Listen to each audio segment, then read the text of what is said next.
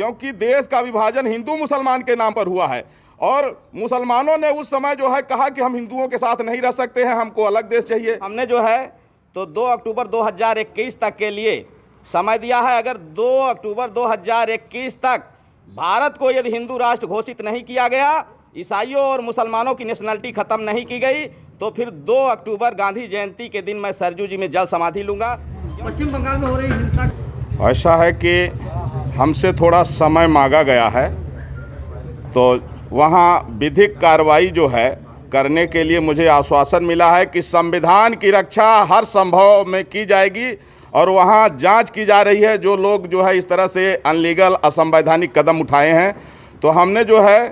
तो 2 अक्टूबर 2021 तक के लिए समय दिया है। अगर 2 अक्टूबर 2021 तक भारत को यदि हिंदू राष्ट्र घोषित नहीं किया गया, ईसाइयों और मुसलमानों की नेशनलिटी ख़त्म नहीं की गई, तो फिर 2 अक्टूबर गांधी जयंती के दिन मैं सरजू जी में जल समाधि लूँगा। क्योंकि देश का विभाजन हिंदू मुसलमान के नाम पर हुआ है और मुसलमानों ने उस समय जो है कहा कि हम हिंदुओं के साथ नहीं रह सकते हैं, हमको अलग देश चाहिए, और पाकिस्तान बांग्लादेश उनको दिया गया जो मुस्लिम देश घोषित हो गया। तो कम से कम दुनिया में एक देश तो हिंदुओं के लिए बचे। आज दुर्भाग्य है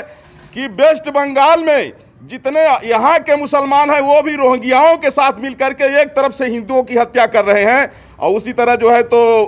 तमिलनाडु में हो रहा है, केरल में हो रहा है। जहाँ भी मुस्लिम आबादी ज़्यादा है उनको पाकिस्तान से प्रेम है, लेकिन हिंदू और हिंदुस्तान से नफरत है। ये हिंदू और हिंदुस्तान के वजूद को मिटाना चाहते हैं। इसलिए अब आवश्यक है कि भारत को हिंदू राष्ट्र घोषित किया जाए, और अगर ऐसा नहीं होगा तो मैं जगत गुरु परमहंस आचार्य पीठ श्री तपस्वी छावनी राम घाट अयोध्या से हमने इनको 4 महीने का समय दिया है, नहीं तो गांधी जयंती के दिन 2 अक्टूबर 2021 को सरजू जी में जल समाधि लूँगा।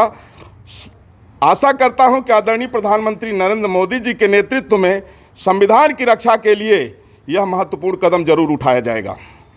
कि जब वहाँ की स्थिति से पता लगा कि जब वहाँ राज्यपाल महोदय पीड़ितों से मिलने के लिए गए,